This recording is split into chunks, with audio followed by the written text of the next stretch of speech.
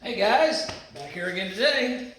And well, I put a video on there yesterday of me starting to build this 350 engine, and it seems like there's a lot of interest in it. So what do you say we continue? Let's continue on with our 350 engine build today, all right? So let's get started. Okay. So let's just do a little review here.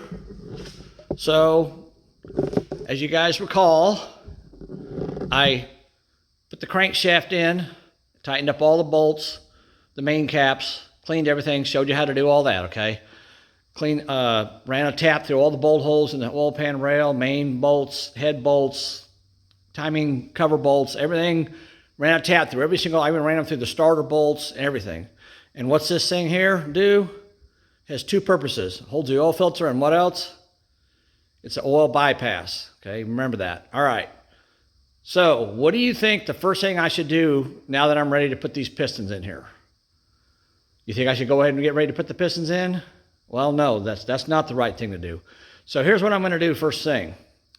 I torqued all these bolts down last night, right? Or yesterday. So I let them sit overnight, and you can check torques as many times as you feel like checking torques. So what I'm going to do is I'm going to check all the torques on these bolts one more time because they've rested overnight, and I'm going to see if any of them have moved. The engine's already opened up. They're there. They're accessible. They're available. So I'm going to check torques on all the main cap bolts first thing. All right, let's do that. And I'm going to go ahead and use my brand new Quinn. And it's kind of difficult yesterday to show you guys this thing because the camera doesn't want to focus, but I don't know if I do that, if it's any better or not. Maybe it is. I think it is. Okay, so if we pull down on this and we turn that, trying to get it to focus, it's hard to do it and hold this thing at the same time. All right, so we're up to, that's 50 foot-pounds there.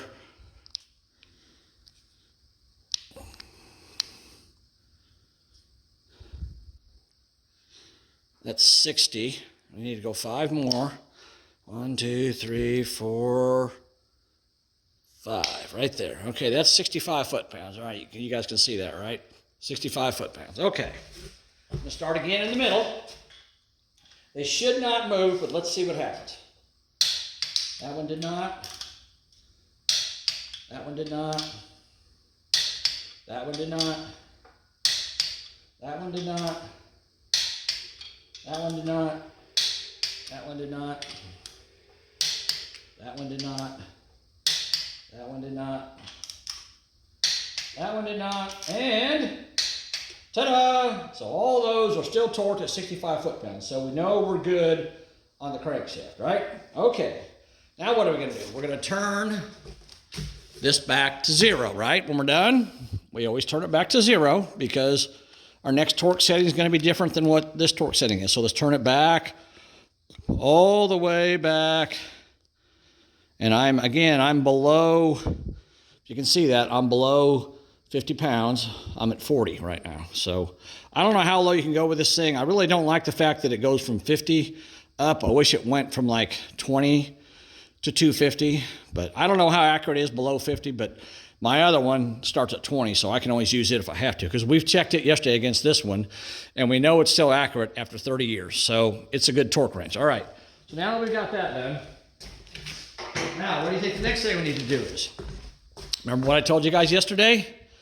Cleanliness is next to rideliness, right? So we're going to put the pistons, they're up there, we're going to put the pistons in the engine. So let's clean, even though this thing, it's been sitting here overnight in this garage, it's probably perfectly clean, but what's it going to hurt to clean it one more time? So I'm going to clean off all the rod journals on this crankshaft, okay? All right. We're going to take a rag, and we're just going to simply wipe the rod journals down. That's all we're going to do. Run a rag down there, clean them up. I can reach these two from here. All right, there we go. All right, and see I got, well, I don't know if that was on there or not, maybe not. All right, where's my crescent wrench? All right, we're gonna take our crescent wrench and lock it onto the crankshaft snout and use the key to rotate the engine, the crankshaft with. Rotates super easy, which it should. All right, and now we're gonna clean out these other two journals. Just wipe them down. Make sure they're nice and clean.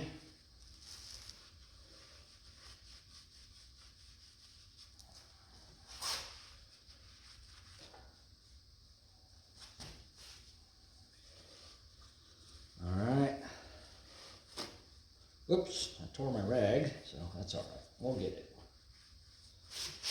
Okay, there we go. All right, now we're ready to flip this thing over and begin the process of installing 8 pistons in it, right? There we go. Okay, here we go.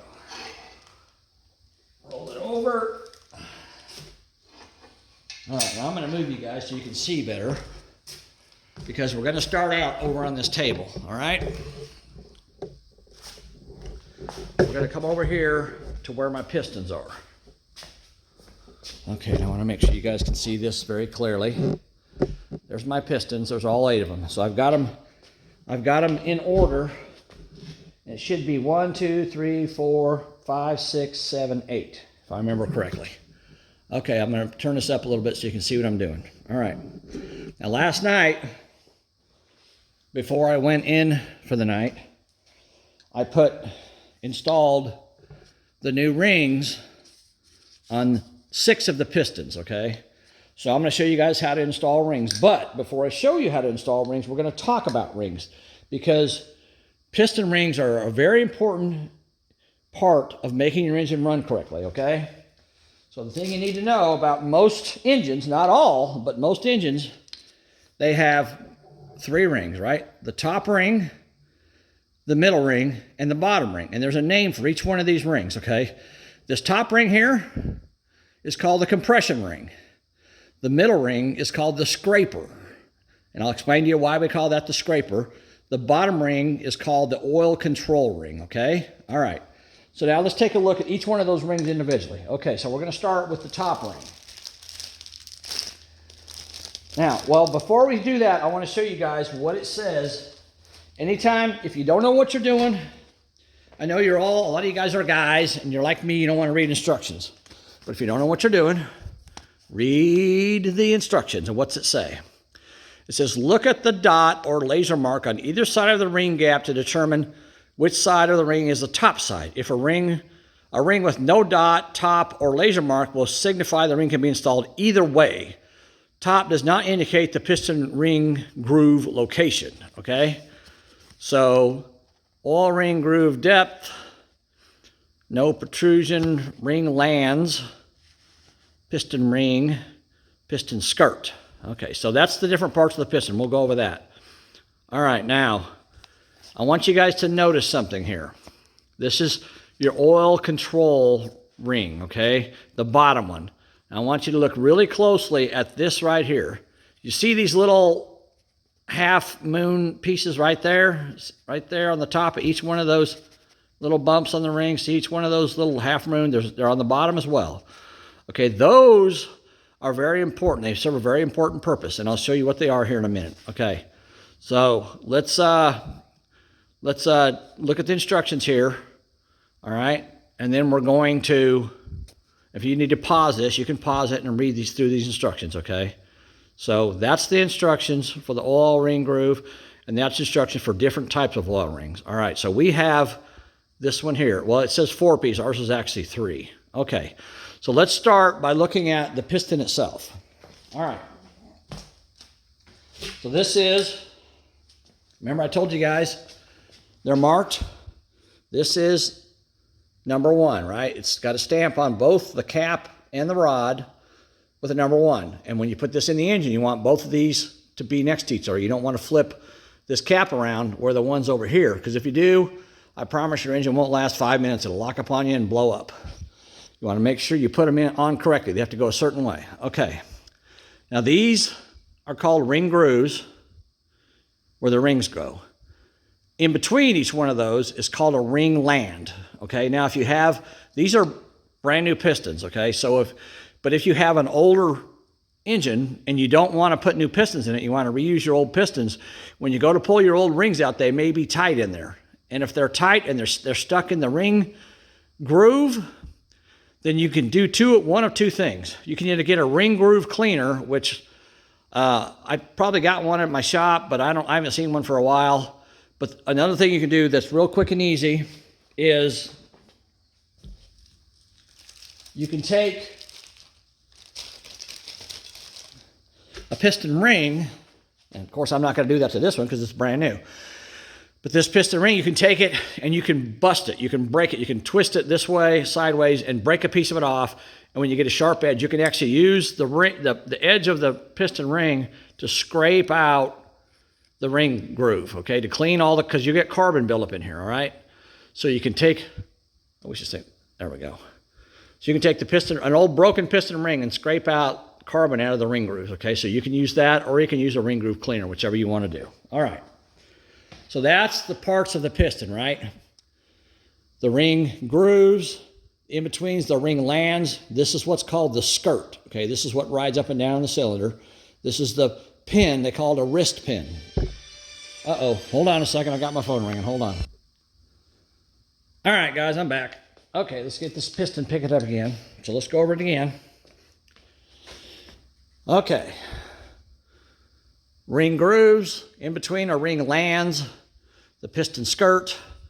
This is called a piston pin. A lot of people call it a wrist pin. And this particular one on this engine, see how it moves back and forth? That's called a floating wrist pin, okay? So it floats back and forth. It's able to move.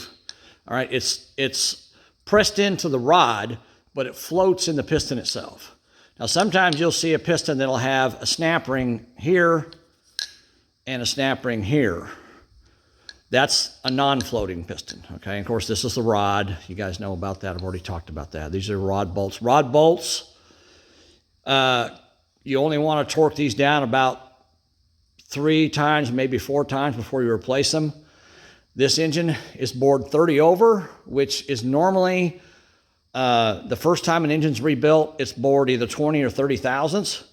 So I know this engine's been built probably one time, which means they were torqued down from the factory. They were torqued down again when the engine was built, and now I'm torquing them down a 3rd time. So they should be fine for this application. And if you replace these bolts, you have to resize the rod ends here again. They put them in a machine and they grind them out to make sure they're perfectly round and both the cap and the rod parting surfaces line up. So if you're going to replace your rod bolts, remember you got to have your rods resized, okay? That's important. All right, so that's the different parts of the piston, okay? Now, let me explain to you guys the reason they call piston rings what they call them, okay? This is the top ring, all right? Now this one here, I'm trying to get it where you guys can see it. You see that? There's no markings on this piston ring. And as we read in the instructions, this ring can go either way, okay? Now the reason for that is if you look, let me try to show this to you. If you look at the end, let me bend it a little bit. You got to be careful. These are cast pistons. You don't want to break them. If you look at the end of the piston ring, it's basically a rectangle, okay? It's rectangular. So now what happens is when the spark plug fires the cylinder, the mixture in the cylinder, it compresses or pushes down on the piston. Okay, the piston is smaller than the bore. So the pressure created when it pushes down on the piston goes around this first ring land and into the ring groove. It goes behind the ring, okay? So as the compression pressure goes over the top and into the back side of the ring, it pushes the ring outward, pushes it out and pushes it outward against the cylinder, against the sides of the cylinder, and that's what seals the cylinder. Now you got a ring gap here, and I'll talk about that here in a minute. I'll show you what ring gap is, okay? So it pushes out the ring, pushes it outward, and seals it against the cylinder. That's the top ring. That's what the top ring's job was. That's why it's called a compression ring, because as the pressure pushes down past the sides of the piston. It goes behind the ring and pushes the ring out against the cylinder. That's what seals your engine. That's what gives you your compression. When you do a compression test, this ring here is what makes your compression test what it is. If it's a good ring, it'll give you a good compression test. If it's not, it'll give you a bad compression test. And of course, there's other things that could cause bad compression too, but that's one of them. Okay, now, so this ring has no markings on it, okay? That's the top ring. All right, now we're gonna go to the second ring. What did I tell you that's called? That's called the scraper ring, okay? Now there's a reason for that as well. All right, this is the scraper ring. Now we'll look at it first. We'll look at it here. And as you can see, it says top, okay? So this ring cannot go any certain way. It has to go with the word top facing up. This is the second ring. It doesn't mean it goes, like I said in the instructions, it doesn't mean that it goes in the top ring groove. It goes in the second ring groove. But the word top faces the top of the piston. That's what it means, okay? Now, why do they call this a scraper ring? Okay, now let's look at it, the end of it, all right? Now, you notice the end of it. Can you see that? I'm trying to get it where you can see it. Okay, now you see, it's kind of hard to do this, but right at the bottom inside edge there, if you notice it, see it's tapered? I'm trying to get it where you can see that. Let's see, how do I do that? There, you see that taper on it? Come on, camera, focus. No, focus on my hand, not what's behind me. There, you see that taper? All right, now that taper is there because as the compression pressure, it goes past the first ring and pushes it out and then goes underneath that ring and down into this ring. And when it gets to this ring, the reason that this is tapered like that is because the pressure pushes against this taper and it actually flexes the ring, kind of like bends it just a slight bit, okay? And as the piston, when your spark plug fires, your piston is going down, okay? And so since that pressure is pushing against this taper and the ring flexes, it makes the bottom edge, come on camera, it makes the bottom edge right here of the ring scrape the cylinder. And as it pushes down and it scrapes the cylinder, it scrapes the excessive oil off the cylinder and pushes it down back into the engine block. Because as that crankshaft is turning, there's at 3,000 RPM, when you're going down the highway, if your engine's turning 3,000 RPMs, that's 3,000 revolutions per minute. All right, and I don't know what that is divided by 60 seconds, but one of you guys can tell me. It's a lot. It's like several hundred revolutions every second. So that thing is turning really fast. And as such, since the crankshaft is in where the oil is, it creates turbulence inside the crankshaft. So that oil is constantly, there's basically just a cloud of oil flinging up into the cylinders, and that's what lubricates all your cylinders on both sides, okay? Well, you don't want all that oil to get past your rings because it'll make your engine smoke. It'll foul your plugs and make your engine run like crap. So the job of the scraper ring, the second ring, is for the compression to push out against the taper on the bottom, twist the ring slightly, and as it goes down, it scrapes, so pretend like my hand is a cylinder, it scrapes down the cylinder and scrapes the oil off and pushes it back down into the pan, okay? So that's what that does. That's the job of that. Now we go to the third ring, which is actually 3 pieces, not one, okay? So the first and the second ring are 2 pieces. The third ring is 3 pieces. So let's get all 3 of those. All right.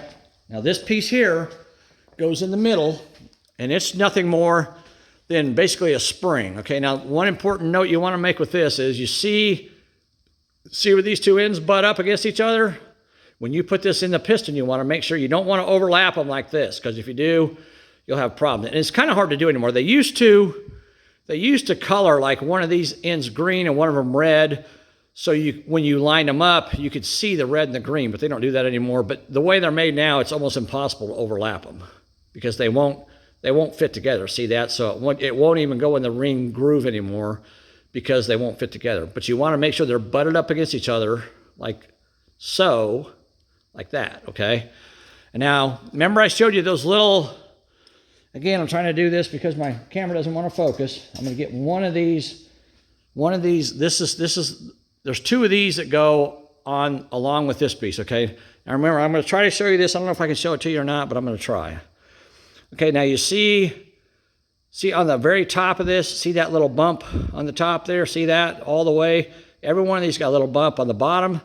There, see that? You can see it pretty good now that I turned it. See the bump on the bottom? Okay, now this is called your oil control. Okay, this assists the second ring. The second ring will scrape the oil down.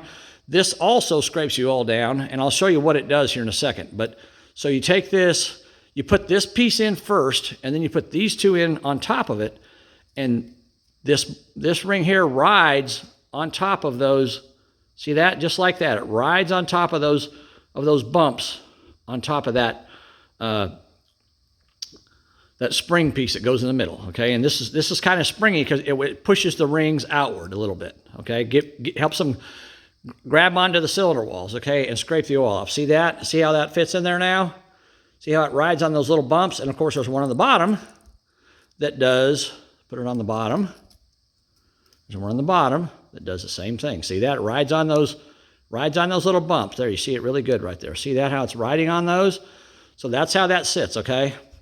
Now let's take a quick look at the piston again. So, well, hold on a second. So actually, once this is installed, it looks like this. I'm trying to get it to focus. Come on, focus. There we go. That's how it looks once it's installed, okay? Looks just like that. The two thin rings on the top and the bottom, and the spring piece in the middle. The spring piece helps hold them in place and also pushes outward on them. Okay. Now, if we look at the piston one more time, when we look at the third groove, the third ring groove, you notice something right there? See that right there? Now let's look at the inside. See that? See that right up there? So the piston is hollow, okay? You can see my finger moving around in there? I'm trying to get it where you can see it. See that? See my finger moving around? This is hollow. So those rings, the second scraper ring pushes the oil down to here, and then those two scrapers push the oil inside the piston, and it runs down this hole, and it helps lubricate the wrist pin, and drops down, helps lubricate the crankshaft, and then drops down into the pan from there. So that's why there's holes in these pistons right there. On both sides, there's a slot in the piston right there. See, you can see it really good right there. See that? See the slot? So that's where the oil goes. Top ring holds the compression, second ring scrapes oil off, third ring scrapes more oil off and pushes it into the inside of the piston where it lubricates the wrist pin, it goes down and helps lubricate the rod bearings, and then drops into the oil pan from there. All right, guys, that's a quick lesson on how a piston works, okay? Hope that helps you guys. All right, now, when you go to install piston rings, how do you do it? That's a good question. Okay, so first of all, I want to make sure you guys can see what I'm doing here. Yeah, I think we'll be okay. All right, we're not going to worry about what's down here. I want you to focus on up here, okay? So we're going to take this piston, and this is number 1, okay? This is the number 1 piston. So we're going to take this piston, and we're going to put a set of rings on it. But it's very important how you do it, okay?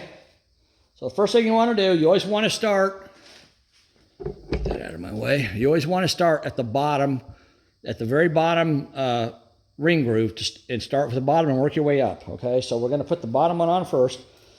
So we're going to put this on first, right? So we're going to, this is flexible. You can bend it. It's not going to hurt anything. It's spring steel. It's not going to hurt anything. So you just put it on there. You want to, and again, you want to make sure, see how the two ends are butted up against each other right there? You can see it right there. They're butted up, okay? You don't want to overlap them. You want them butted up against each other, all right? And then you take one of these thin scrapers, and you don't want to put it where they just butted those two up. So I always turn it about 90 degrees, and then I bend it, and I stick it in the bottom groove, and I just go around like that, and until it slides in place. There you go. And then you want to turn it and make sure it's free. All right, so the end of that one's there. Now I'm going to find where my butted mark is, right there. It's where they're butted together. And I'm going to turn it 90 degrees the other way. And I'm going to take the top one and I'm going to put it in the same way. Turn it. So you just, it's called spiraling the ring in place. So you spiral it down on there. There you go. That ring is on. Okay, it's ready to go. And now the other two rings. All right, now remember, the second ring has got the word top on it. So you got to make sure you put the top towards the top. So how do you install these rings? Because I have seen people try to spiral this ring onto a piston before, but these rings are a lot stiffer. And if you break one, well, you're screwed. So they make a tool for it. All right, here's the tool. It's called a ring installer or expander. So you can use this to take rings off or put them on. I took the old rings off with this yesterday because I wanted to save them, because believe it or not, I think I'm going to take the bearings that are in this motor and the rings that are in this motor and see if I can build a good motor out of it down the road. I don't know if I can find a motor I can use that if I blow it up, it doesn't matter, but I'm going to try it down the road. I'm not going to try it today, obviously. So we're going to take this piston ring installer. You see it's got triangular shaped little slots in it. So you put that in there just like that. See that? And you open it, and it opens the ring straight out. It pushes outward on the ring, expands it, so you can put it on the piston. Now, you don't want to squeeze this thing hard. You don't want to squeeze it hard and just force it all the way open. You only want to open it enough to get it on the piston. You want to be very careful with this because this is cast iron. It'll break. So you want to be gentle with it. Okay, so you take your piston, and you put this over the top, and I always take my thumb, and then I squeeze the other side gently. Just keep opening up a little bit at a time until I get just enough opened up to drop the ring. And you got to get in the second groove, not the first one. There we go. And then you release it, and there you go. It's in the groove. All right. Now we're going to take the top ring. Okay, the top ring, again, has no words on it. So you can put it either way, it doesn't matter. Okay, so we're going to take the top ring.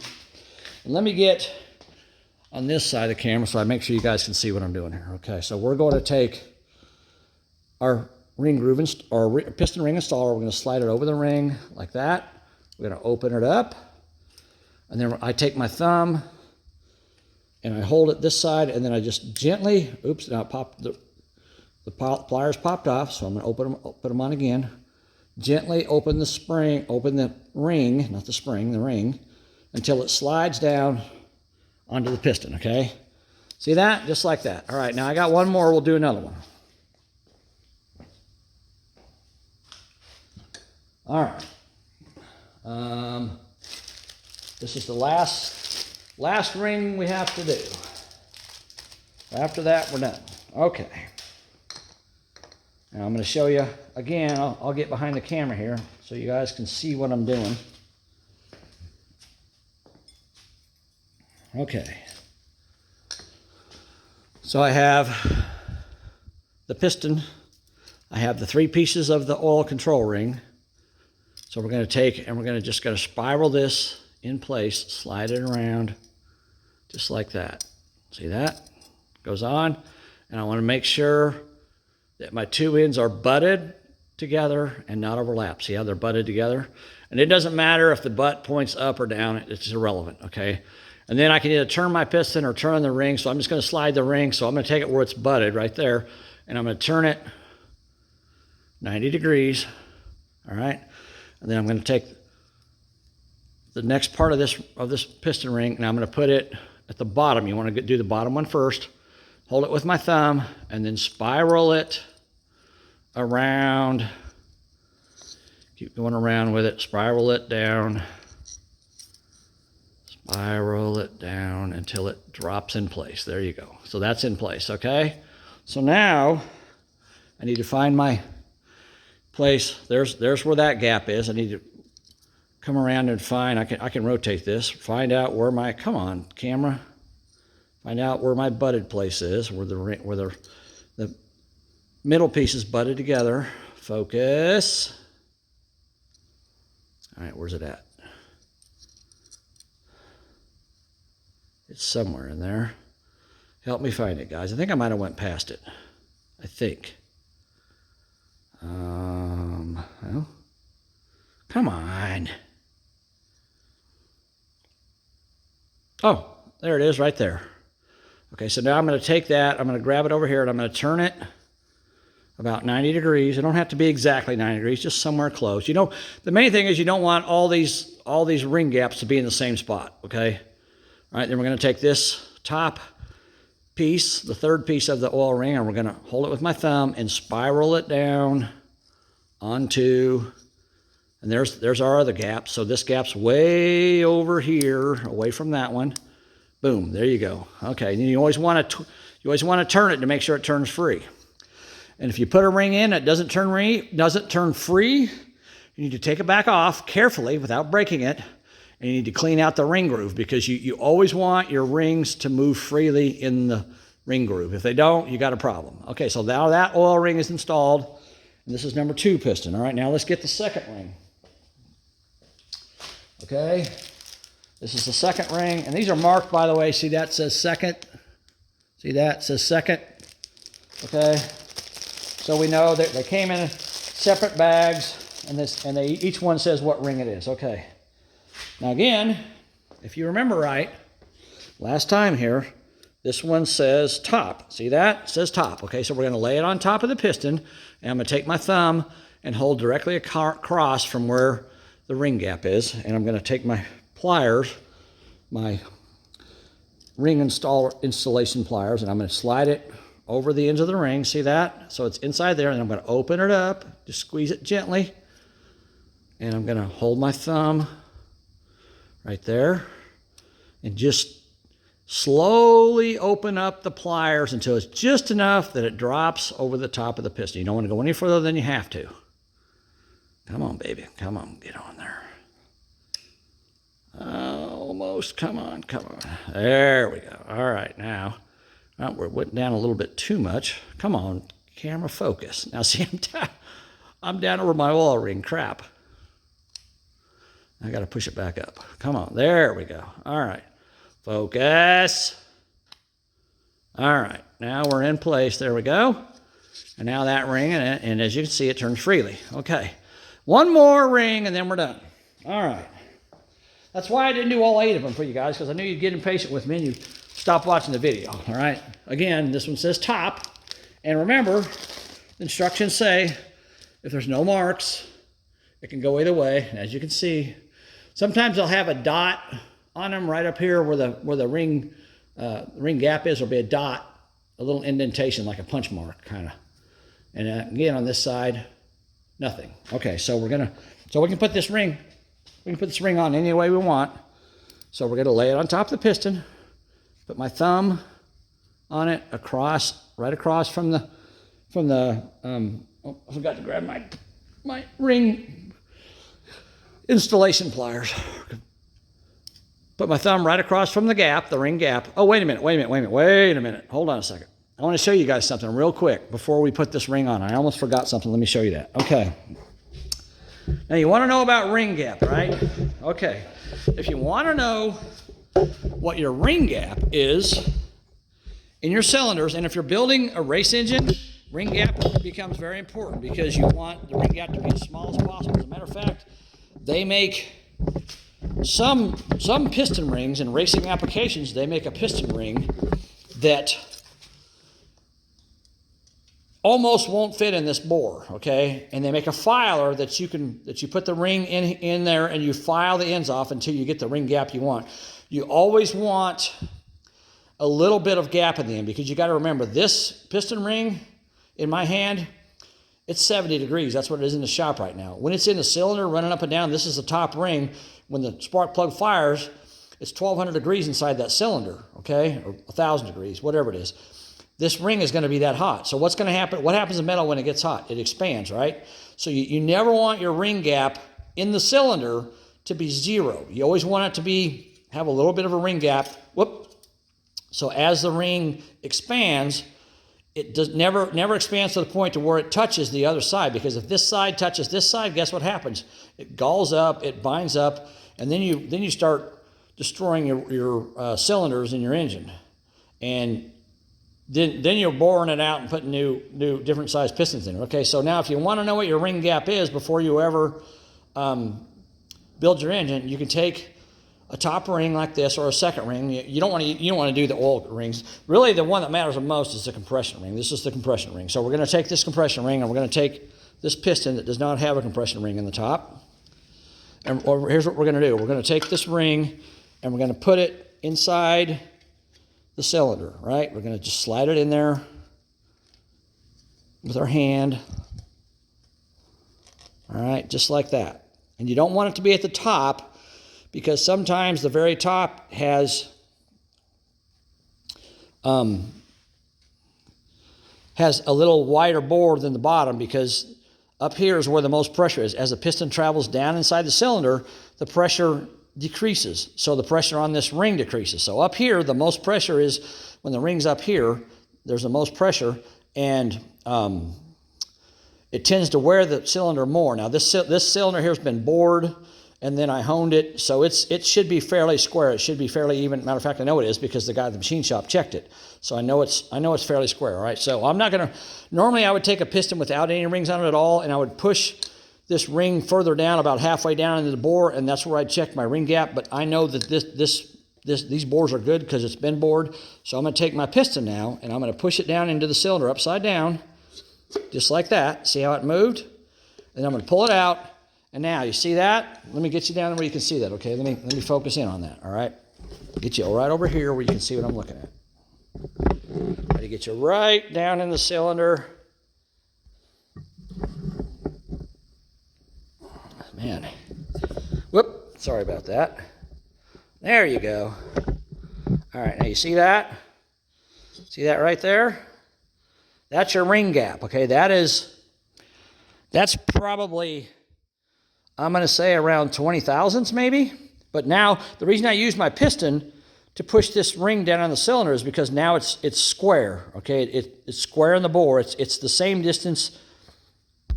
Back out. It's the same distance in the bore all the way around the ring. So it's the same distance from the top down to here on this side as it is on this side, as it is on this side, as it is on this side. So the ring is square in the bore. I use the piston to square it up, okay?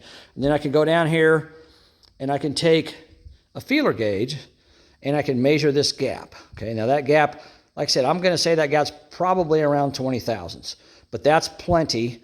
On a race engine, you're gonna want a little less, but the one thing you gotta remember is when the spark plug fires and that compression pushes down on the piston, it's going to go past this ring gap because the gap is there, right? So it's going to get past that. The one thing you want to remember when you put pistons in the cylinders, especially your first and your second ring, you never want your ring gap on your first ring and your second ring to be right in line with each other. And the reason is because you don't want this to go past this ring, and then the second ring's got the gap in the same place, and it goes past the second ring and blows down into the crankcase. You're losing compression that way. So you always want to put your ring gaps at least 90 degrees apart. A lot of times I'll put them 180 degrees apart. Okay, and we'll do that when we put the piston, when we start putting pistons in the engine, which is going to happen here in a minute. So I want to explain to you a ring gap so you can see that. Let's look at it one more time. Get really close. There it is. So that's your ring gap. So you can measure that, and if you get zero gap rings that you have to file, you file them. The manufacturer will tell you what their recommended ring gap is. It could be probably as small as 5 or 8 thousandths. This is, like I said, this is around 20. But you never want it to be 0, because especially when an engine's cold, because if it's 0 when it's cold, when it's hot, it's going to be less than 0, and this is going to create binding. It's going to destroy your cylinder walls. All right. Okay, that's a quick lesson on ring gap. All right, now. All right, I'm going to leave this here. So we're going to raise this back up. All right, there's Bear Dog sleeping over there, sacking out. All right, now we're going to take the ring out of the cylinder because we need it, obviously. And again, it doesn't matter which way this goes, remember. So then we're going to take our piston ring installation tool and we're going to finish, okay? So I'm going to put my thumb across here. I'm going to take my tool, slide it onto the ring, and open it up gently until I get just enough pressure. There we go. All right, there you go, guys. So now we've installed all of our piston rings on all of our pistons. Okay. All right, now we have to start putting pistons in the engine, right? Okay, I can't have you sitting there because I got to be there. All right, and let me show you one more thing here. I'm going to try to get this camera in the right position so you can see. Oh, that's not the right position. All right, I'm going to put it up like this so I can see what I'm doing. Okay, now if you look at this engine from the top, you will notice, hold on a second. I need to, there we go. Okay. You will notice that this piston, or this bore, is in front of this bore over here, okay? So on Chevrolet engines, well, on all V8 engines, the bore that's furthest forward is always number 1, all right? On Chevrolets, it's 1, 3, 5, 7, and 2, 4, 6, 8. Mopar engines are the same way. Ford, those guys are a little bit weird. I don't know why. Maybe they just got dropped on their heads as kids or something. I don't know. But Ford, I believe this one over here is the furthest one forward. It's number 1. But they go 1, 2, 3, 4, 5, 6, 7, 8. That's how Ford does it. But they're weirdos. What can I say? Just kidding, Ford guys. Anyhow, so if you notice, they're staggered. 1, 2, 3, 4, 5, 6, 7, 8, okay? And that's why it's that way, okay? Because you've got, there's your journal that your rods go on. So you got one rod here and one rod here. So whatever the width of the rod is how much the offset of these cylinders are. And that's why they're offset, okay? All right, now, let's get ready to start putting pistons in the cylinders. I need to roll up my sleeves because this is the part of an engine building process that gets messy, okay? Now, if you notice, I got cardboard everywhere. My brother got mad at me yesterday because I spilled oil on his floor. So he got out all this cardboard and put it in. Look, put all this cardboard out. You don't have to worry about spills. I'm like, okay, it's a good idea. There's the cardboard. All right, so now, what are we going to do before we start putting these pistons in? What are we going to do? What's the first thing you want to do? What's that? Yep, you want to clean everything. Right, you want to clean cylinder, you want to clean piston. So we're going to take a rag, and this is number 1, so we're going to start with number 1, and we're going to wipe this out, okay?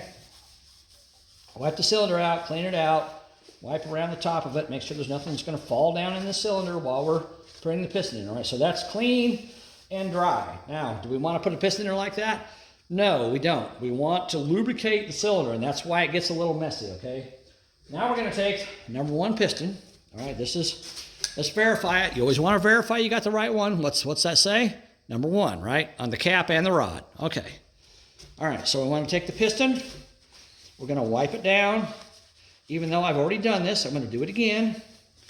Clean it up. Make sure there's no grease or oil or debris or dirt, anything like that. The cleaner, the better. So, and see how you can push the wrist pin in and clean out. I'm trying to show you this. See how the wrist pin moves? You can push the wrist pin in and clean out this little area here. You can push the wrist pin out and wipe off the wrist pin itself. Okay, you can do the same thing on the other side. Push it out. Oh, come on. Push it out, wipe off the wrist pin itself. Wipe off inside, down in here. You know, down inside the piston in that area there, you can get a lot of dirt down in there. You want to stick your rag way down in there and clean all that out. Wipe all that off. Wipe off your rod. All right. And then you want to clean your bearing surfaces inside your connecting rod, okay? Wipe all that off on the outside. Clean all that off. All right? All right, now this is clean, this is clean. All right, now we're going to take the cap off. I've just got these finger tight. So we're going to pull the nuts off the rod bolts. All right. And then we're going to pull the rod cap off. All right. Make sure you guys can see what I'm doing here. Yeah, let me turn it up just a little bit. I want to make sure you don't miss anything here. And turn it in a little bit too. All right, I think that's a little better. Okay, then we're going to pull the rod cap off. It should just come right off because it's not it's not tightened down on there. And if it doesn't want to come off, you can always tap on it with a hammer. But I just usually wiggle it back and forth. And once I do that, it comes right off, okay? And again, now if you look, see that oil on there? See that? You want to wipe that off, okay? You don't want that stuff on there. You want to clean all that oil off there. Clean the oil off all the bolts. Make sure everything's nice and clean. Okay. All right, now let's open up our package of rod bearings. Okay, let's look at them. All right, we're going to set the piston right there for now. All right, here's our rod bearings. And these are Clevite 77s. That's what I recommend. You can use, I mean, there's plenty of bearings out there that are good bearings. There's nothing wrong with them. But I like Clevite 77s. They've been around for a really long time. Now, if you notice these rods, these rod bearings, they're just in a package. All right, let's take the top, or the bottom two, I guess in that case. Let's take the bottom two out and look at them. So these are the first two in line. And as you can see, I don't know if I can get them apart. As you can see, they're both identical, okay? There's the tang's on the same side, and they're both flat. There's no holes, no grooves, no nothing in any of them. So it doesn't matter which way you put these bearings on the rods. You can put them, you know, this one on the top, this one on the bottom, this one on the top, that one on the bottom. It doesn't matter, okay? So what we're gonna do first, we're gonna wipe it off. Even though it's a brand new rod bearing, we're gonna wipe it off.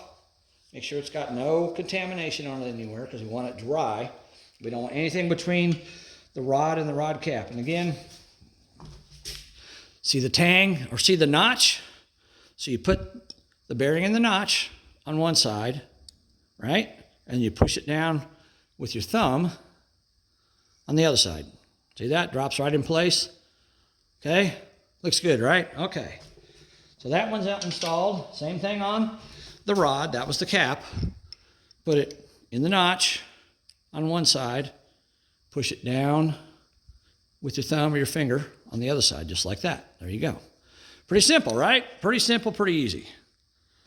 All right, now, we have to get this rod to go around the journal, but the problem we've got here is we've got bolts sticking up here. And I promise you, if you don't listen to me and you don't do what I'm going to tell you to do, you're going to be very mad at yourself, because you're going to damage your crankshaft and you're going to have to pull it back out and have it fixed. So this is very important to you, okay? You can buy these little plastic caps that slide over these bolts that protect the bolts from touching the crankshaft, or the crankshaft journals, the rod journals, when you push the piston down the cylinder. But you can do what I did when I took the engine apart, if you guys remember. Just take a couple pieces of 3/8" fuel line, shove it down over the bolt, just like that, just like that. Now your bolts are protected. They're not going to touch your crankshaft. You don't have to worry about it, okay? And you want, if you noticed, this journal is up and centered in that bore. So it's as close as it can get to the bore, upward, and it's centered. So see, I'll move it. See how it moves? See how far away it is now? And actually, yeah, I need to have it that way. So I told you guys wrong. Okay, so let's put it as far away from the bore as we can get and centered in the bore, okay? So we want it centered, which it is pretty close. And we want it as far away as we can get, because we got to be able to reach in there and put the cap on and put the bolts on, or the nuts on the bolts when we get in there. All right, now, remember I said we do not want to install the piston dry, right? So what do? Well, here's where it gets a little bit messy. All right, so what I do is I take just regular old engine oil, and what I'm going to do, this is where it gets messy. I'm going to take a little bit of oil, and I'm going to put it on my hand, and I'm going to rub it around in the cylinder. You don't need a ton, just a little bit, just enough to lubricate it. All right, just like that. I'm going to take this bottle of oil and set it over here out of the way. And I'm going to put the lid back on it, because I don't know how many of you guys have ever knocked over a quart of oil off your workbench onto your floor, but I promise you it makes a heck of a mess. So you don't want to do that. So I always put the lid back on when I'm done, okay? And then I'm going to take what little oil's left on my hand, and I'm going to lubricate the piston and the rings as well. See that? So I'm lubricating the piston and the rings with what oil's on my hand. Just put it on there. You don't need a ton. There's oil there. Okay, and then I'm going to wipe my hand off so I can hang on to something. All right, now, remember I told you guys that you want your piston, your first and second ring piston gap, or ring gaps, to be at least 90 degrees apart. Okay, so there's that one. See that one? This one's over here. That's 90 degrees. I'm going to go ahead and turn it all the way around so it's 180 degrees. Okay, there's that gap, ring gap. There's that ring gap. Okay, now the bottom one, it doesn't really matter where it's at, but I always try to make sure there's that one. There's that one. I always try to make sure it's at least not lined up with any of the others. Okay, so there's that one. There's the ring gap. There's that one. So they're about 90 degrees away from this gap, and this is the top gap. So they're almost the second ring is all the way over here. So these are on this side of the piston. So they're as far away from as they can be from the second ring, which is good. Okay, so now this is ready to go in. Now, how do we get this to go in the cylinder? Because your rings aren't going to fit in there, right? Okay. Oh, one more thing I almost forgot to tell you guys.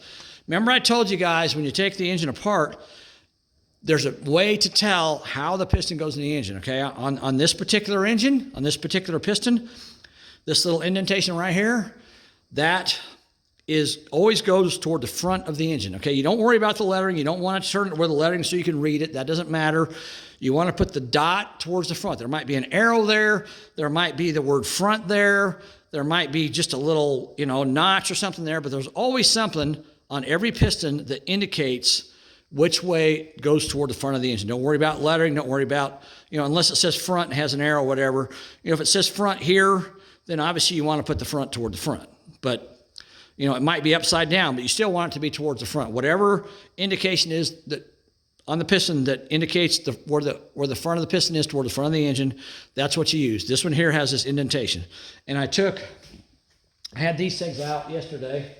I bought these little cheap tools from Harbor Freight. I think I paid like $1.99 for them or something, these little picks. And I took this one because when I pulled these pistons out, there was a little bit of carbon on the tops of the cylinders, on the top of the pistons, and I cleaned that off with a carburetor cleaner, but it was hard to get down in here. It had carbon in there. So I just took this and I just scraped around in there and broke all that carbon loose and then just got it out of there with a rag, okay? So that's what those come in handy for. All right. Okay, so here's what we're going to do. We're going to take our piston, and we're going to put the dot towards the front. We're going to slide it into the cylinder, just like this. And we want to make sure that our fuel line, our rubber hose, goes over the top of the crankshaft.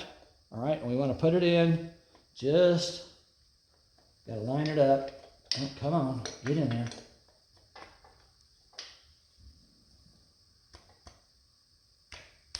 There we go. It's tight. All right. Okay, now it's stuck. Come on. Dang it.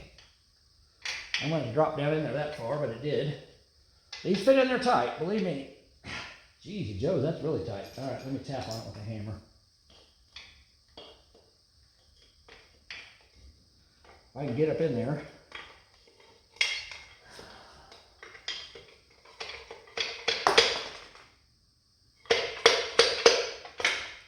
Wow, okay. All right, there we go. Now, I don't want it to drop all the way down in there if I can help it. All right, let's put it out here like this. That'll make it simpler. So we're going to set it there for now, and we're going to make sure our ring gaps, here's our top ring gap, our second ring gap's over here, so they're 180 degrees apart. They don't have to be, any orientation, just as long as they're apart from each other. That's all that matters.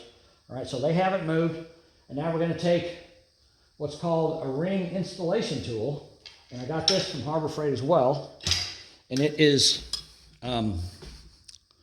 just a little ratcheting device. So when you open this up, it pops open just like that. You want to be careful. You don't want to open it too much. All right, and then it ratchets. See how it's ratcheting down? All right, now you want to put it, I did it too much. Okay, so let's open it up a little more. There we go. All right, now we're going to put it around the piston, slide it down over the piston, And then we're going to tighten it up just like this. There we go. Get it good and tight. Okay. Now let's take this out real quick. And see, you've got a little bit of the skirt here. I could have moved it up a little bit more. As a matter of fact, I think I will move it up a little bit more. That's probably further down than I wanted it to be. All right, let me move it.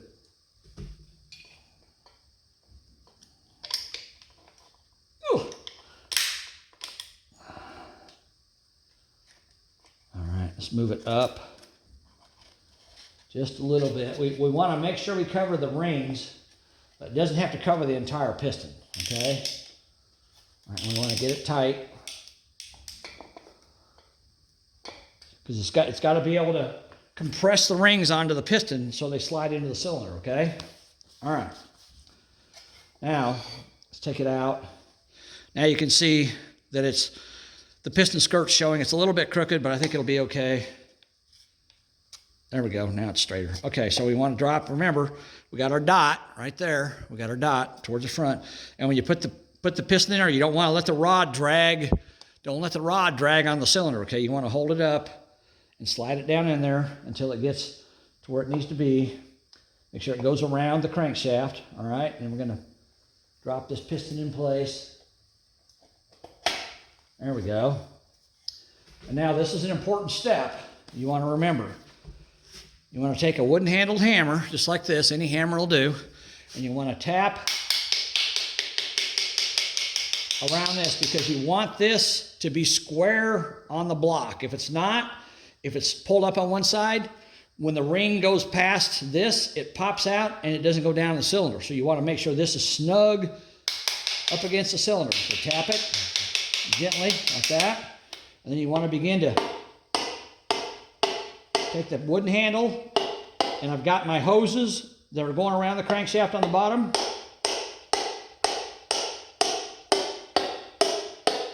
Just like that. Bingo, bango, bongo. There we go. All right, that's number one piston installed. Now I'm going to rotate the engine around so you can see what I'm doing on the bottom side. All right. I'm going to rotate the engine.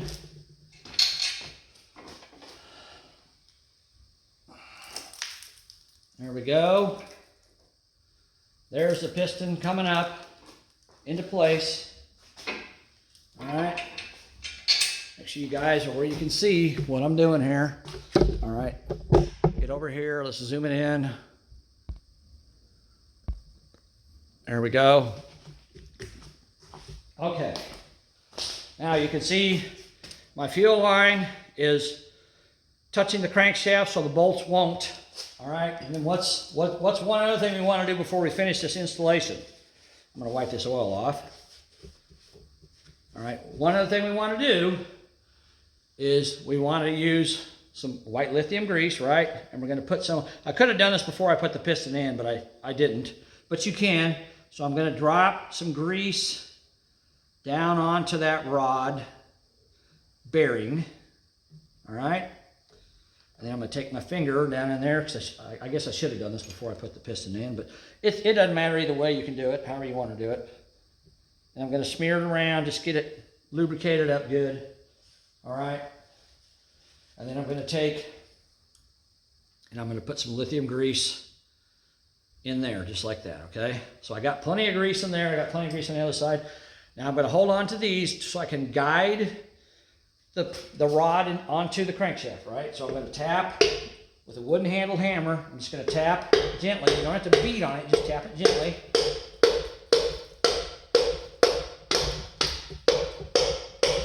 Yeah, it's coming up.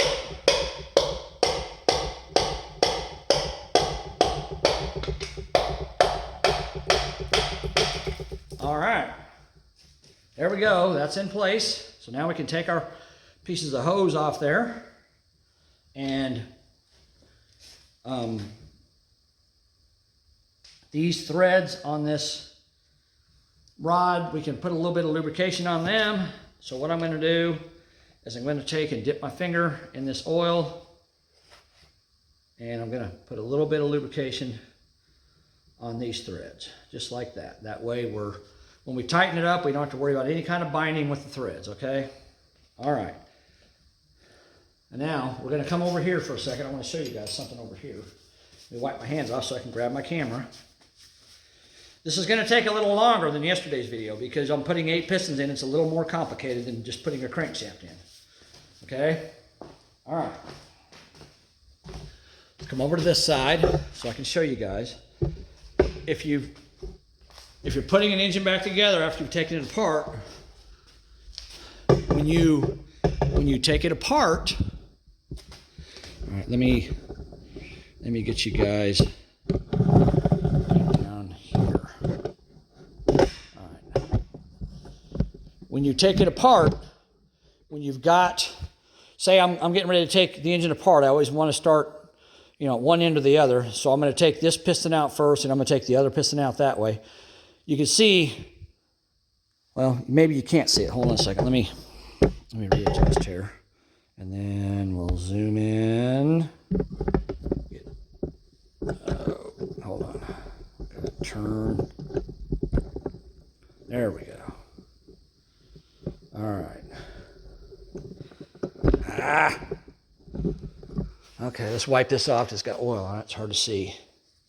There we go. Now you see the number 1 there. So if I'm marking, when I'm disassembling this engine, I mark, because this side of the rod's down inside the block. I can't reach it with a stamp. So I stamp it here, and then I stamp the cap.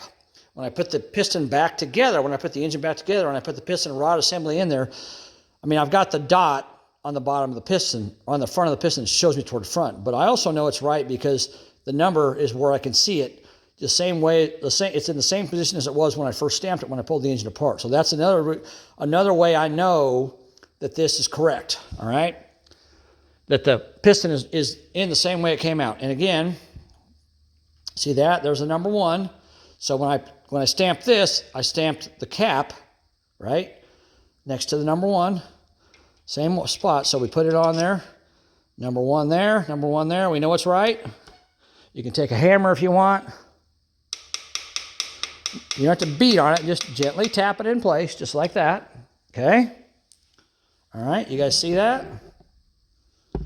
Okay, and now I'm going to put, and these, if you look, this side's kind of black, that side's kind of shiny. I always try to look and put them back the same way they came on. So that's the shiny side. That was the side that was against the rod cap. So I'm going to put that on the same way. Of course, we got some oil on there, so we don't have any binding in the threads. All right, this one here's the same way. See, that side's black, that side's shiny. Put the shiny side down. Unlike your car, you don't want the shiny side down on your car. You want the shiny side up.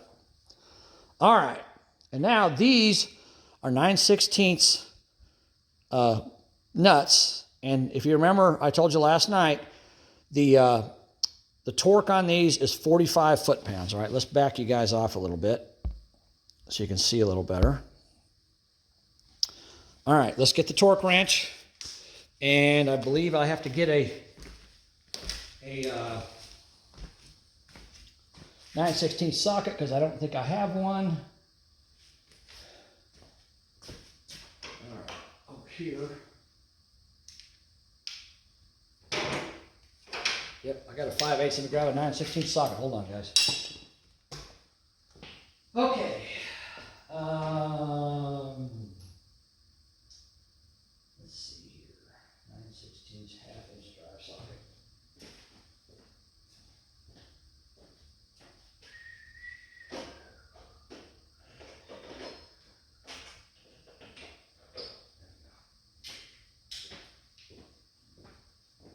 All right.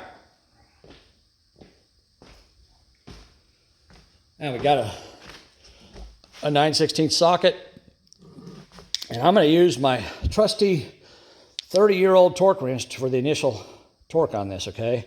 So again, I'll make sure you guys, let me put this down a second. I'll just put it right there. Well, no, I won't. I don't want to stay there. All right, let's put it there. All right, let's make sure you guys can see this. So I got to loosen it here, and I'm at 20 foot-pounds, right? So I want to turn it Well, actually, I don't want to turn it because I'm at 45. Well, I can turn it, if I wanted to, I could turn it to, let's just turn it to 25. So that's 2, 4, 6. I want to go halfway between 4 and 6. There we go. That's 25 foot-pounds right there, okay? So we're going to initially, now this one here, since it's the rod, or the main bolts are torqued at 65, so I did them in 3 steps. I'm going to do these in 2, so I'm going to do it 25 and then 45, all right? So I got my torque wrench set at 45 pounds. I'm going to tighten it up so it can't move. Still at 45 pounds. See that? All right, now let's torque these rod caps down, okay? We're going to torque it to 20 initially.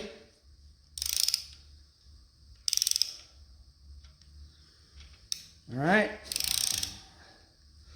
It hasn't clicked yet. I'm just snugging them up. I could have turned them by hand, but I didn't. I should have done that probably to start with.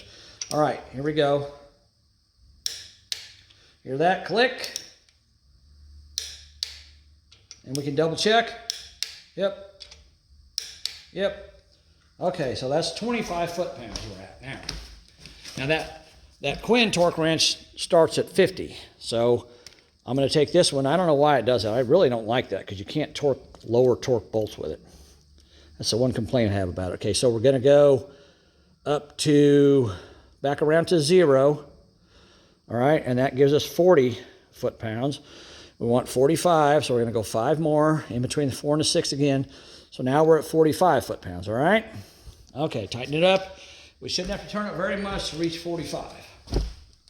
All right, let's go.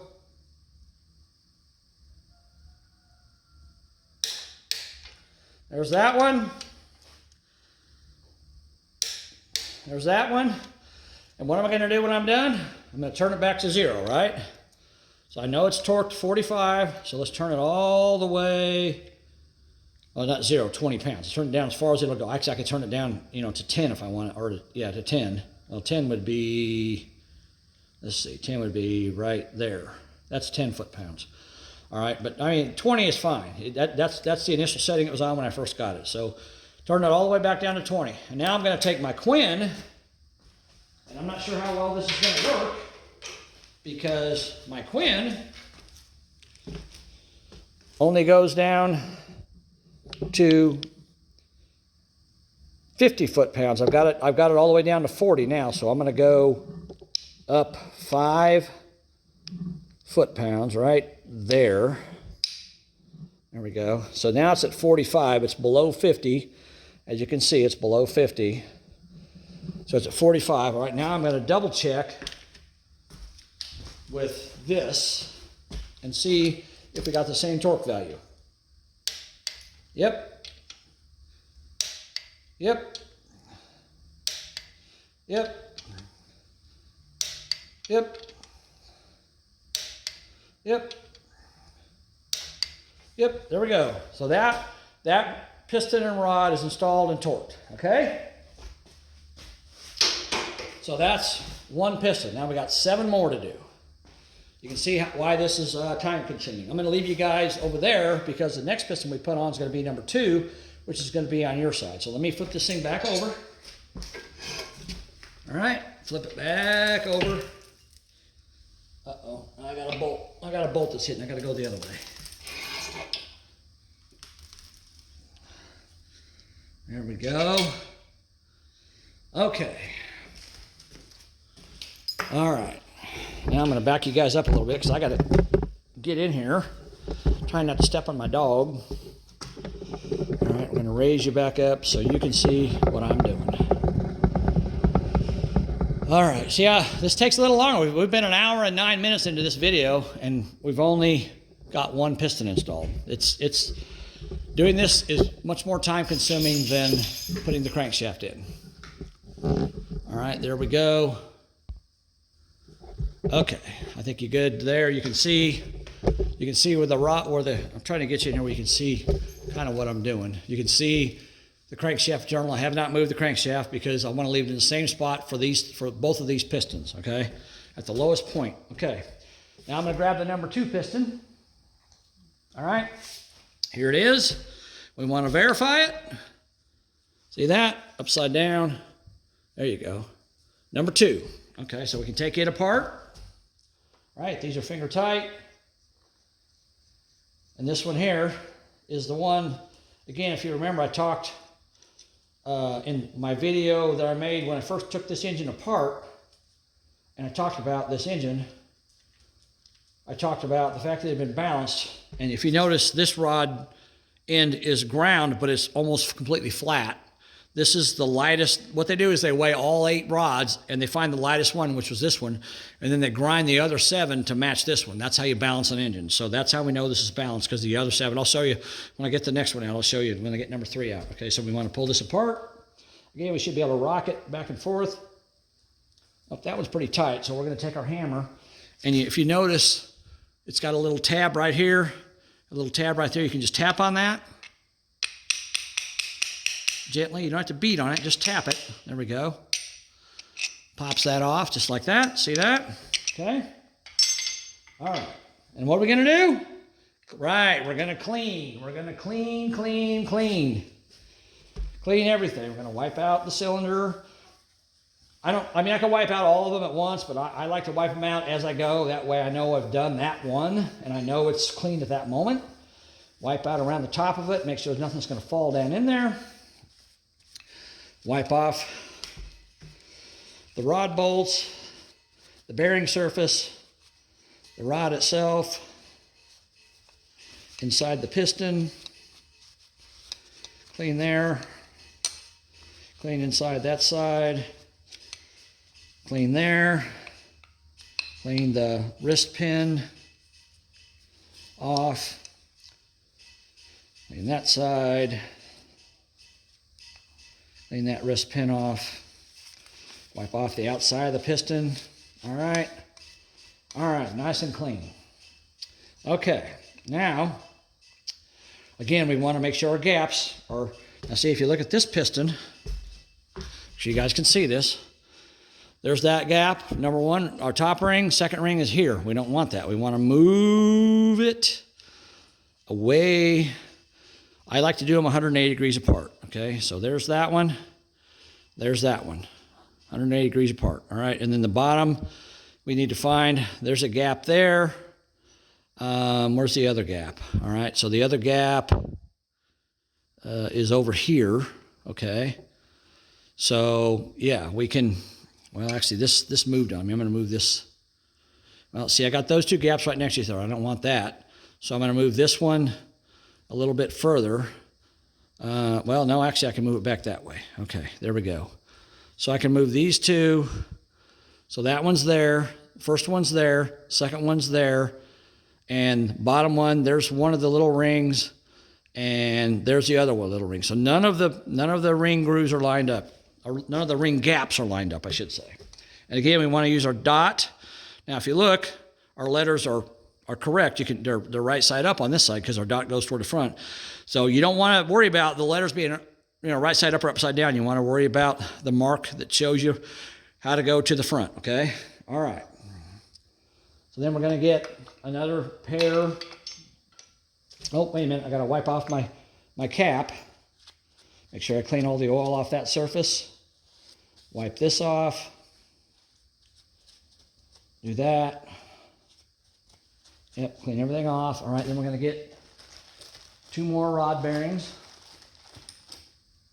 All right. I'm going to wipe them off.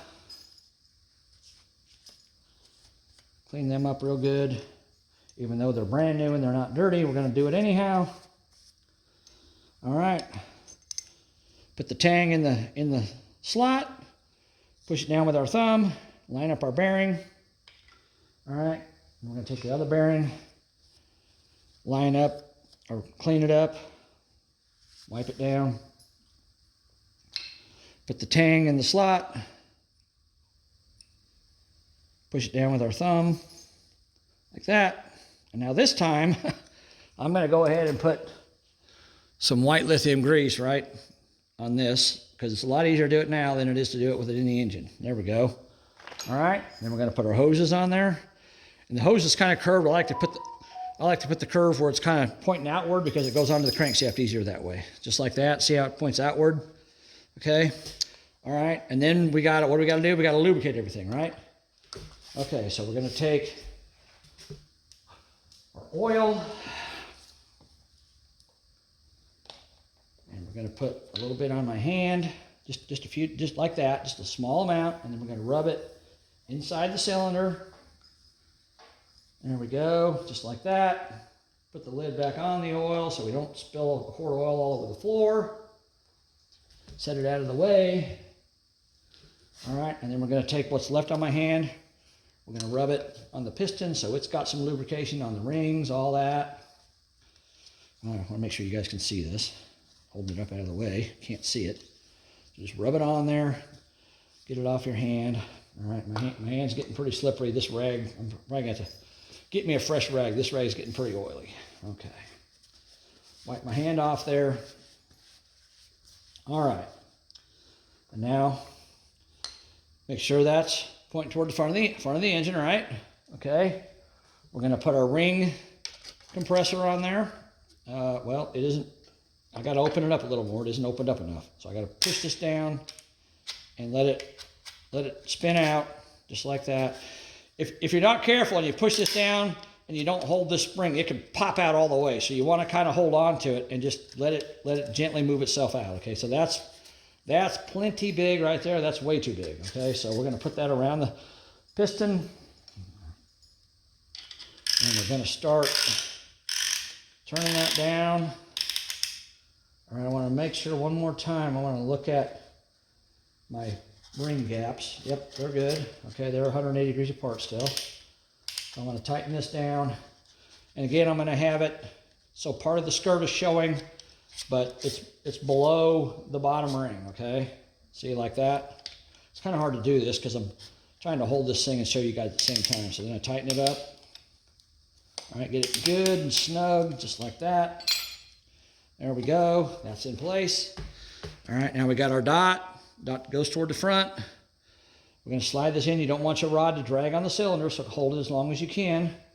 All right, and drop the piston down in there like that. Get this out of the way. Tap. See how that moved? See how it's moving? It wasn't flush against the block, so if I'd have tried to push that down in there, the rings would have popped out before they got to the cylinder. So you always want to tap it down, just like that, until it's tight against the block, right? You guys can see that okay, yeah? Yeah, okay. Then we're going to gently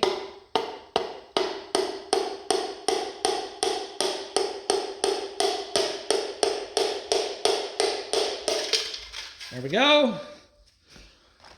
Number 2 piston is in. Okay. Now we're going to take our rod cap and we're going to go ahead and lubricate it since it's clean and ready to go on. All right, and we're going to take our nuts and we got to rotate the block around again. See, this is kind of a long process. It isn't just simple to do this, okay? All right, there we go. Make sure you guys can see. I'm probably going to have to move the camera. No, the camera's good. Matter of fact, let's go ahead and zoom in there a little bit. All right, there we go. Okay. So now, I've got my rod here, my rod cap, my 2 rod nuts. I don't want to pull these off yet because I don't have my piston all the way. So I'm going to take my hammer and I'm going to tap on the head of the piston underneath with a wooden, use a wooden handle so you don't damage the piston. You don't want to use a metal hammer, okay, or a piece of pipe or anything like that. You want to use something made out of wood. Okay, so you tap the piston. You want this can rotate, so if you have to rotate a little bit because you don't want to get it in a bind here, so you want to kind of guide it in place. That's why I hold on to these hoses. I'm guiding it.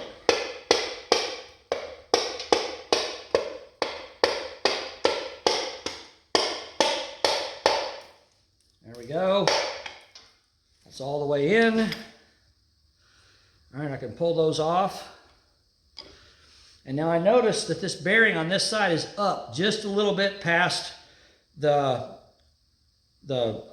rod, where it sits in the rod. It's pushed up a little bit because when I was pushing this up in there, it kind of rotated the bearing a little bit. but I'm not going to worry about that because when I put the cap on, I tighten it down, it's going to push that back down in place. So, but what do we got to do first? Lubricate the threads on the rod, right?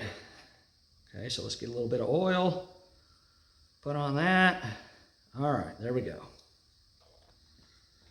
Okay. Put the cap on. And again, now the number one is on this side, right? The number two is over here because again, I can't get in here with a punch to punch these.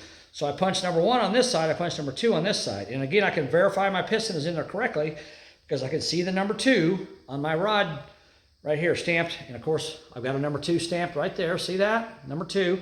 I want to turn this and make sure the two numbers are on the same side. So there's a number two here and a number two here. So I know that's right. All right, and I want to slide this down on there. Take my hammer. If it won't go, you just tap it gently.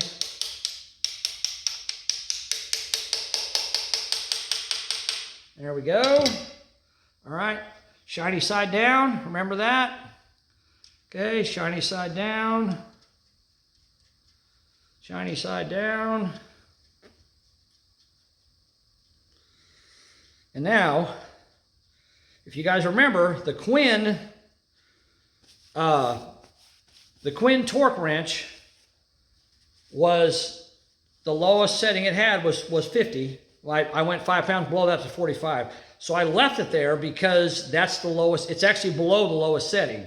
So I haven't moved it. So now I can take my Quinn torque wrench. It's still set at 45 foot-pounds. Well, but it's not right. I want to do 20 first, don't I? That's right. Sorry. Okay. Let me get my old trusty 30-year-old torque wrench. We got it set at 20 foot-pounds. All right, I'm going to take this first and tighten these down by hand, like that. And I could actually put a ratchet on these if I wanted to. Like I did on the mains, I could take a ratchet here and just, do that. And just tighten it by hand, like so. See that? I could do that if I wanted to, but you can just put it on there and turn it by hand until it gets snug. That's good enough. However you guys want to do it, whatever's comfortable for you. All right, now we're going to torque it to 20. There's 20 on that one. 20 on that one. And now we're going to turn our torque wrench up to 45. So there's 40. And there's 5. All right. 45. There's that one. There's that one. That one. That one. All right, now I'm going to turn this back down to 0, okay? Or back down to 20, I should say. And now, again, my Quinn is already set at 45 because that's below the lowest number. So let's take it. Yep. Yep. Yep. Yep. Okay. Now, all right, guys. I've been doing this a long time. I made a mistake, okay? I want you guys to think about it for just a second. And I'm going to come back and I want you to tell me what my mistake was. It's not a mistake that's a major mistake, but it's a mistake that I made that I shouldn't have made, okay? Think about it for a minute and tell me what mistake I made, all right? I'm gonna go and get me a drink because I'm thirsty from all this talking. You guys think about it for a minute. I'll be back in a minute. Tell me what mistake I made just now putting these 2 pistons in. All right, I'll be back.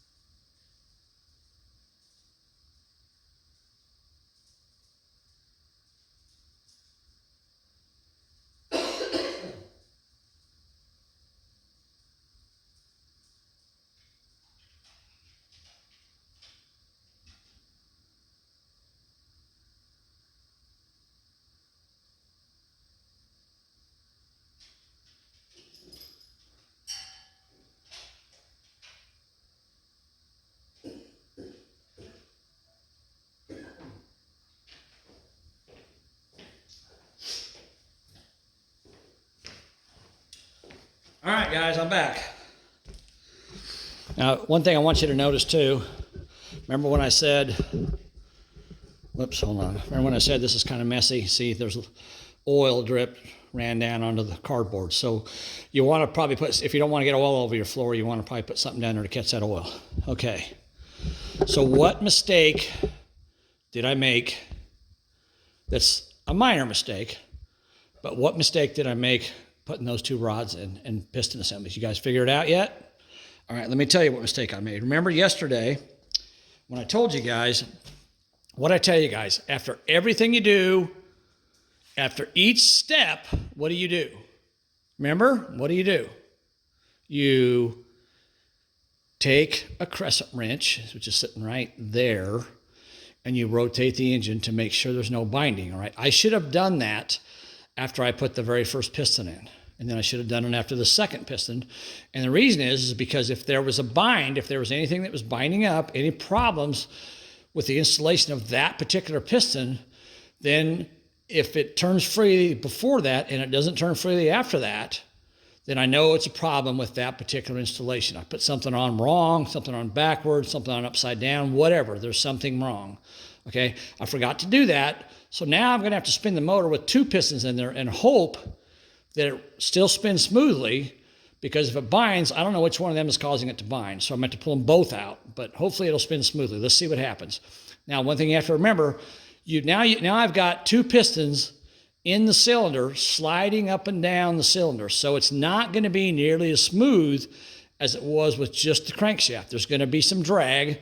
Obviously over there going that way, and over here going this way, there's going to be some drag that affects the way it feels. But as you build engines, you'll get used to feeling. You want to feel with your hand through the wrench. Anything that you feel that feels kind of gritty or it wants to catch, it doesn't want to run, it doesn't want to rotate smoothly. The pistons don't want to go up and down the cylinder smoothly. There's a problem, okay? So let's do that. Let's check. Rotate the crankshaft, and I would recommend you rotate it through 2 complete revolutions at least, okay? At least that many to make sure there's no binding, there's no problems, all right? And my key fell out of my keyway, so I got to put that back in there. That's no big deal. Actually, what I'm going to do,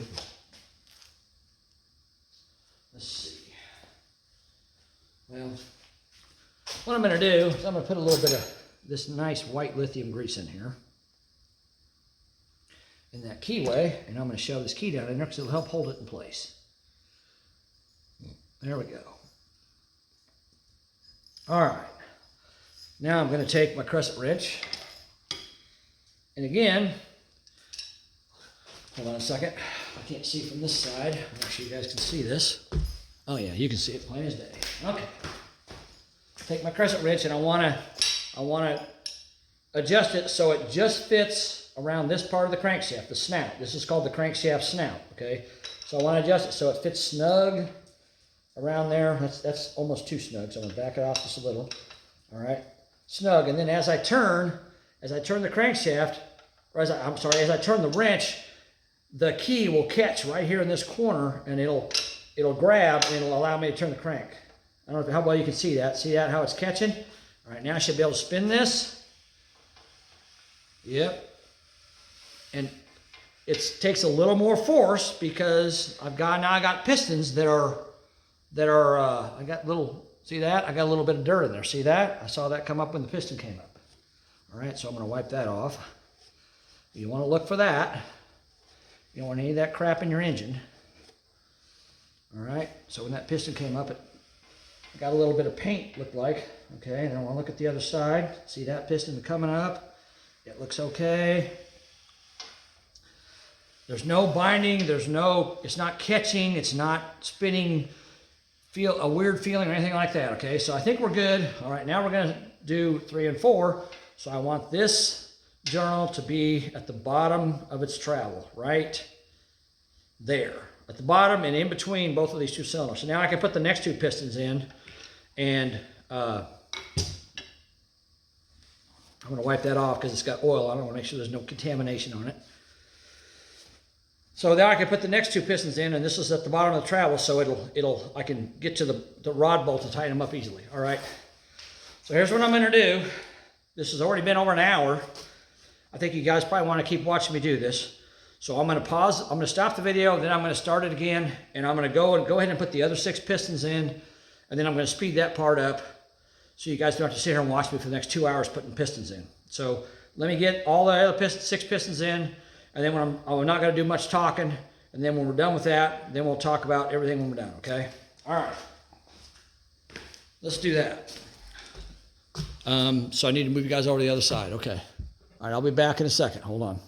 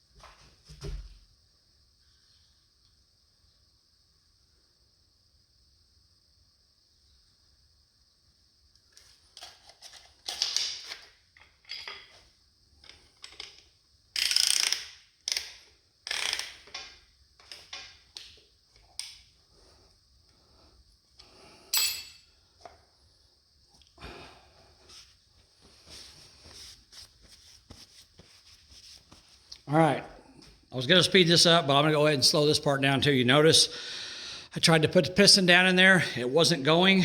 I did not have this tight against the head or the head mounting surface, and one of the rings popped out underneath of it and it wouldn't go down the cylinder. So I had to push the piston back up, rearrange my ring gaps, and then now I got to do it again. So that's why that piston would not go down the cylinder. I was tapping on it, it wouldn't go. And make sure it's real nice and tight, because it wasn't all the way down. I thought it was, but it wasn't.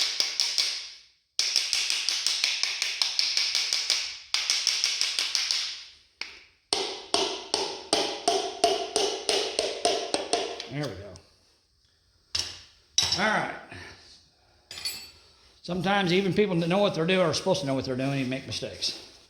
If it happens, you just push it back up, realign everything, and tap it back down in there. All right, I don't need to do the bottom half. We've already seen that, so I'm going to speed that part up.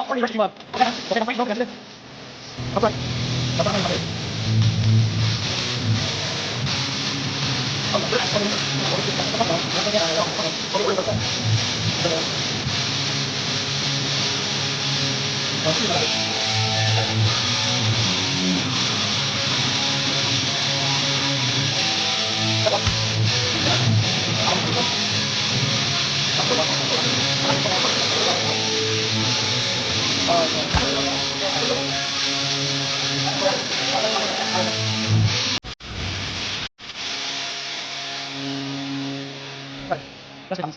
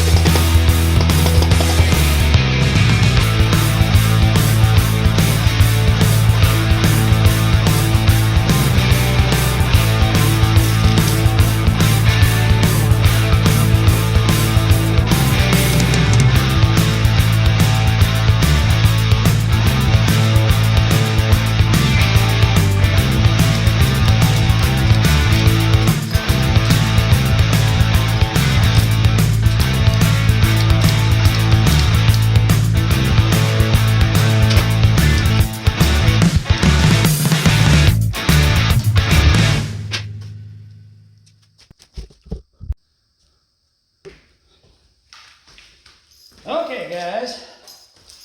So when I was installing number 4 piston, I got a phone call, or number 3, and I stopped for a minute, and it was a friend of mine who wanted to talk, so I just kept making video while I was talking to him, and of course I sped it up so you guys couldn't hear what was said between us. But you missed a couple of pistons being installed, but I went ahead and did the last 4. I'll let you watch those. Now we're done. We got all of them installed. What do I need to do now that I'm done? Well, one thing I need to do is I need to turn this thing over and make sure that it turns freely with those last 2 piston rod assemblies installed. Make sure I don't have any binding in it. So let's do that. And again, every time you put pistons there, it's going to get stiffer. It's going to get harder to turn, but it still should be easy.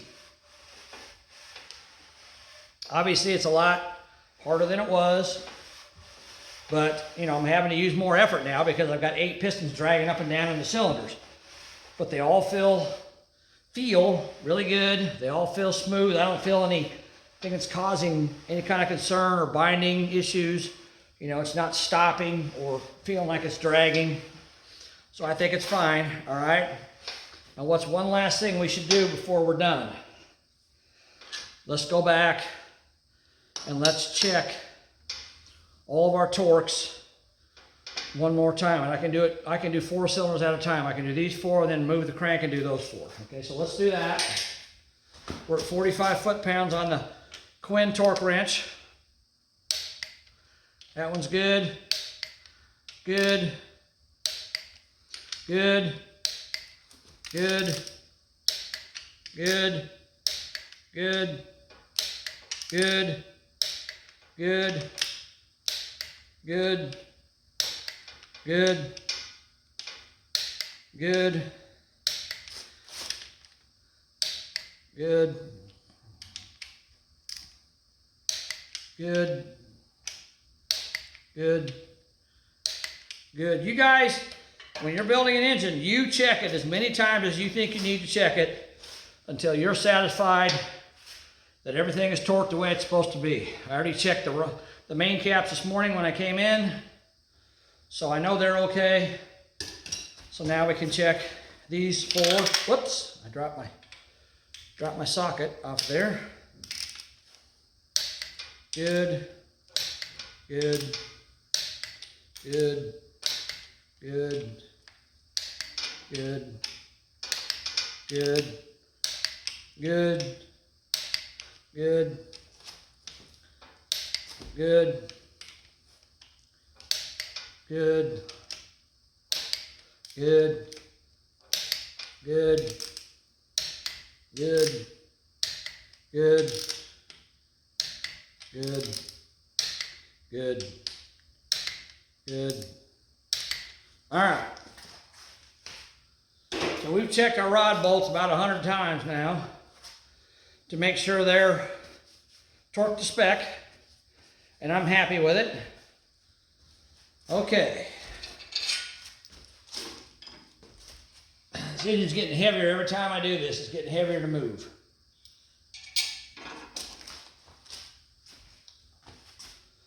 All right. Now let's see. Let's see if I can make this look the way it did before. If I can remember how I did that.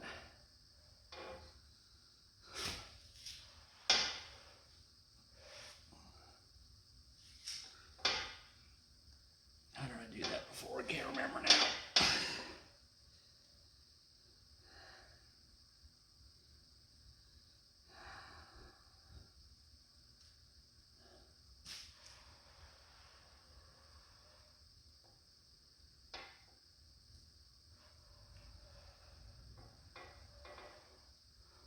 I don't remember what it was.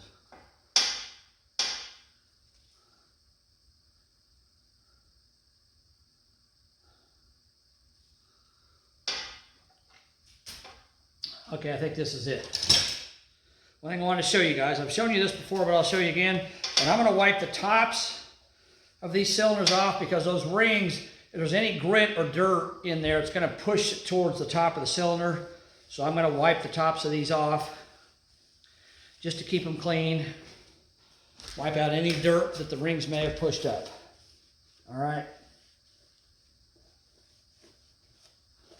Okay, now, I want you guys to notice something as I finish this video up for today. I want you guys to notice something. I told you this before, but I want to show you again so you understand. This is one reason why small block Chevys are such a smooth running, likable engine. Number one, the reason they're likable is because there's literally millions of them out there. There's millions of them, okay? So even today, I mean, this engine here is from 75, 76. That was, what, 40 years ago, 50 years ago? And it's still operational today. So they're very versatile, but I want you to notice something here. If you notice on this side, these two pistons are basically at the same spot in the cylinder. These two pistons are basically the same spot in the cylinder. Okay, we go over to the other side. These two pistons, this one and this one, are at the same spot. This one and this one are at the same spot. So when they designed a 350 Chevy engine, they designed it to be basically two 4-cylinder engines working in conjunction with each other. So you've got this one, this one, this one, and this one that are all in the same spot, okay? Then you got this one, this one, this one, and this one. They're all in the same spot. So basically you've got two 4-cylinder engines that are working in conjunction with each other to create a V8. And that's one reason why these things run so smooth, why they idle so well, and why they're so popular, other than the fact that there's a billion of them out there and they're easy to get parts for. So just wanted to show you guys that real quick, just so you know. That's one thing that makes Chevrolets popular, is because they're so versatile, and the design of them is just phenomenal. Everybody loves them. Well, I guess Ford and Dodge guys don't love them, but they're just being too picky as far as I'm concerned. All right, guys. Okay, this video is going to be probably, by the time I get all this done, let me get set up here so you guys can see my ugly mug again, if you don't mind. All right, there we go.